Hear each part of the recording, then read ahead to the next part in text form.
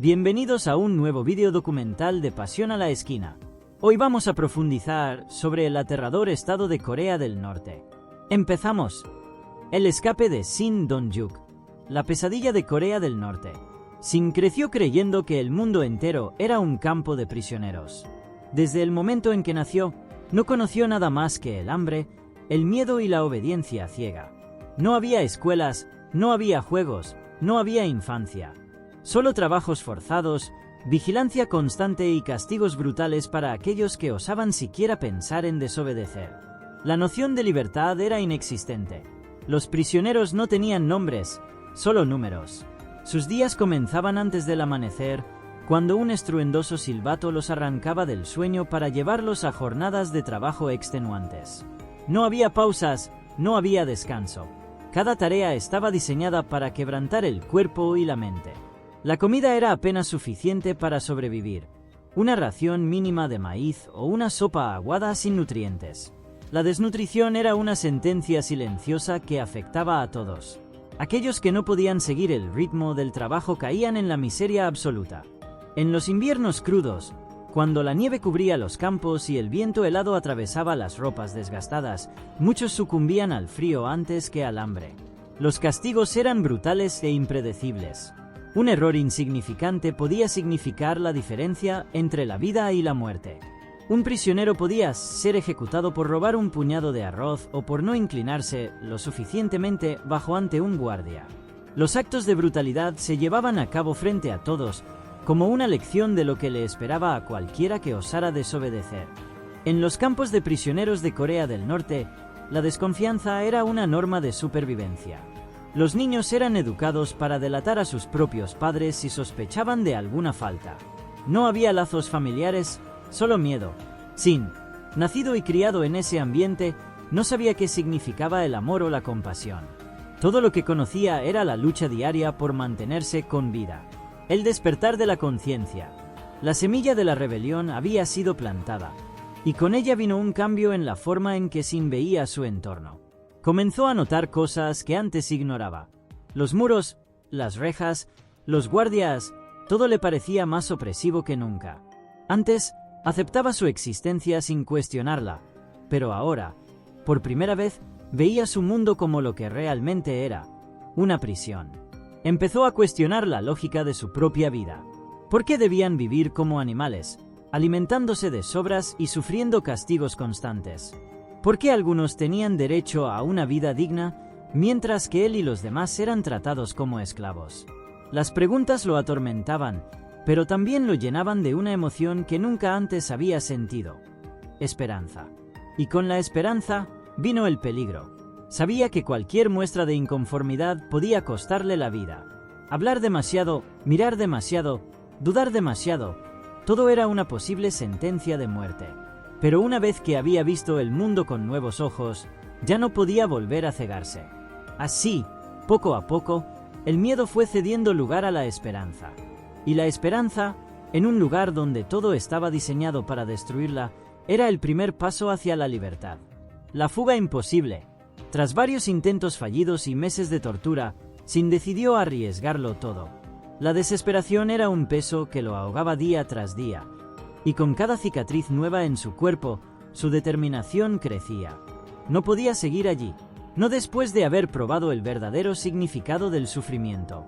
Junto a su compañero de celda, pasaron semanas susurrando en la oscuridad, planeando cada detalle con una precisión casi obsesiva.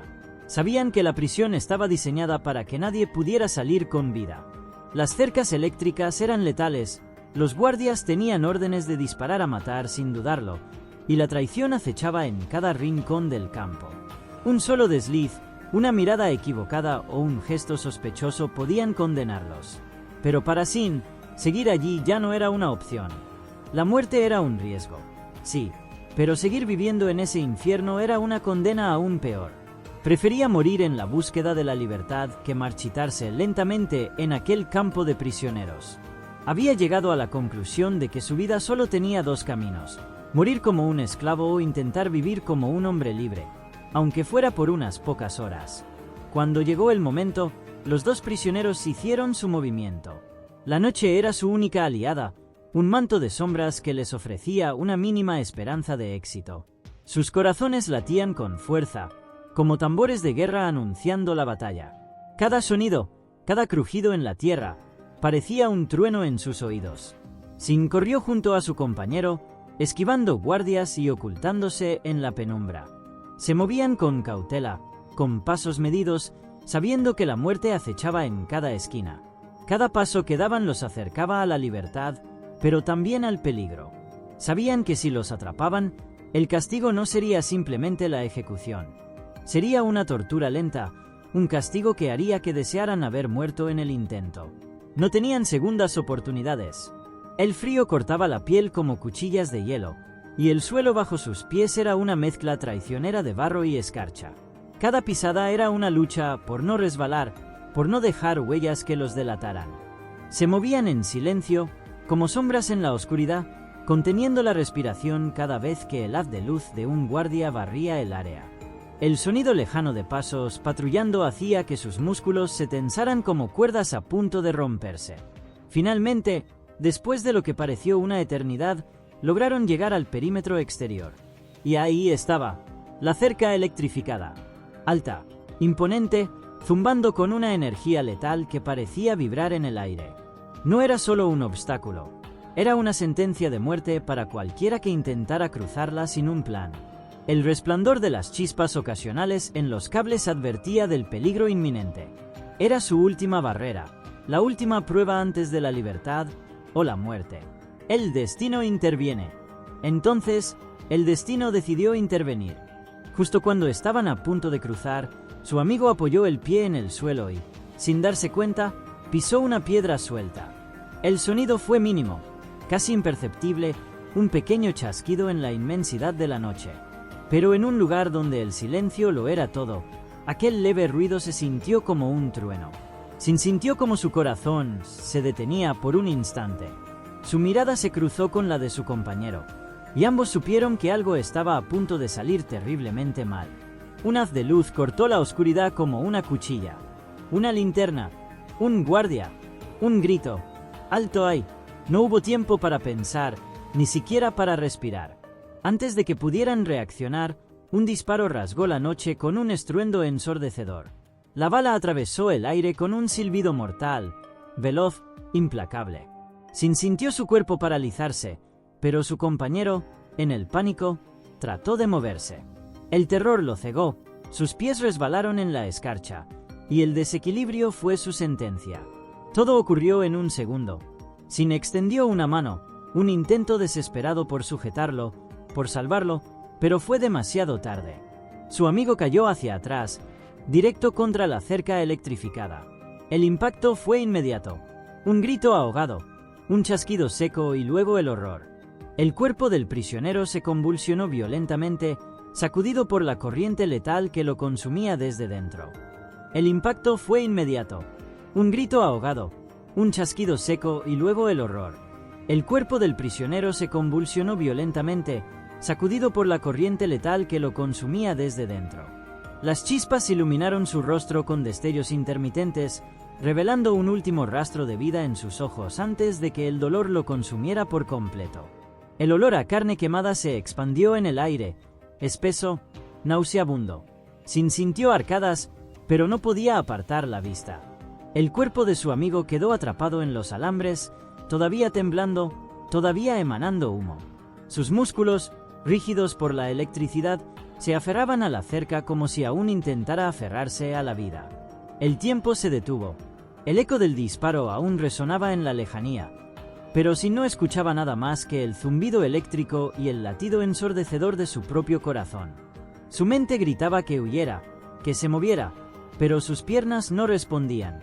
No podía respirar, no podía pensar. Un segundo disparo rasgó el aire. El sonido fue como un latigazo que lo sacudió de su trance. Un proyectil pasó cerca de su cabeza, silbando como un demonio invisible que venía por él. No había tiempo para llorar. Con el terror ahogándole la garganta y las lágrimas ardiéndole los ojos, Sin tomó la decisión más difícil de su vida. Si se quedaba allí, moriría también.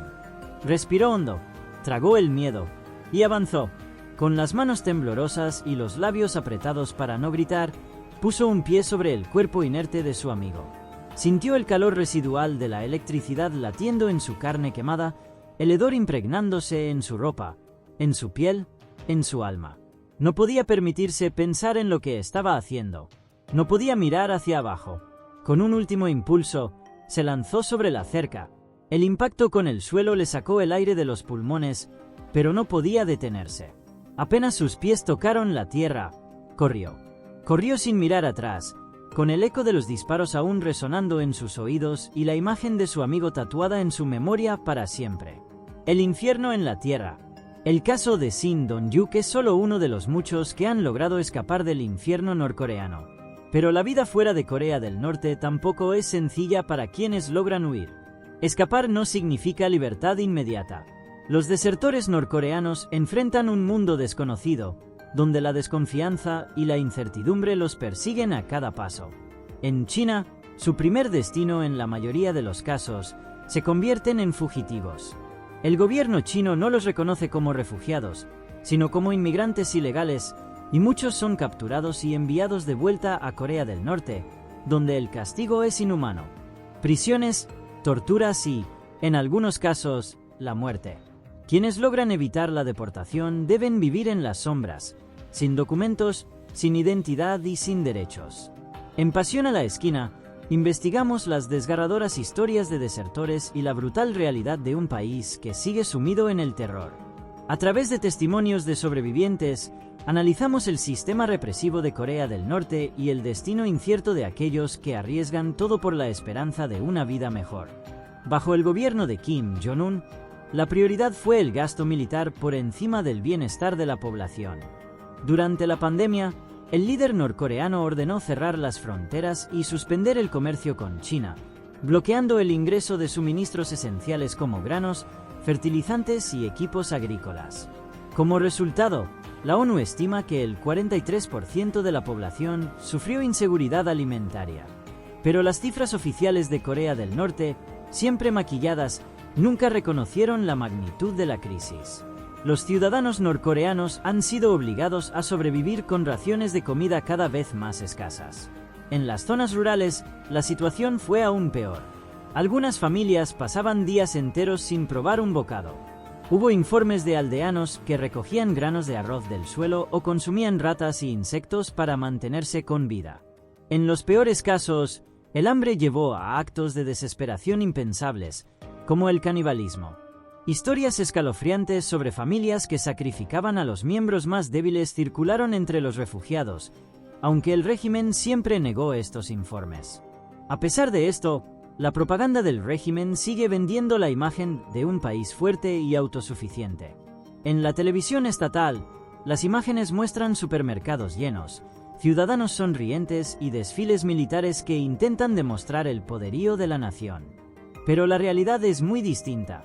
Mientras la élite del partido disfruta de lujos en Pyongyang, el pueblo muere de hambre en las provincias más alejadas. La historia de Shin Dong-yuk es solo una ventana a una verdad mucho más amplia y desgarradora.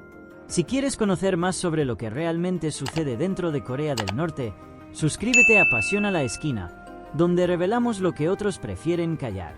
Un futuro incierto. Hasta ahora, parece que el objetivo de Kim Jong-un es seguir aumentando sus capacidades militares mientras se mantiene cerca de países vecinos como Rusia y China. El régimen ha intensificado sus pruebas de misiles, enviando una clara advertencia al mundo.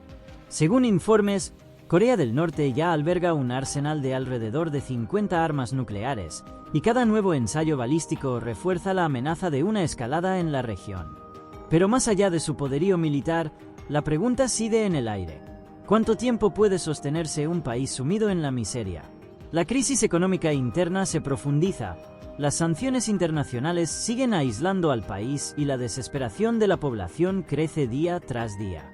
A pesar de la dura represión, el número de desertores que intentan escapar sigue aumentando, lo que demuestra que, dentro de Corea del Norte, el miedo ya no es suficiente para mantener a todos bajo control.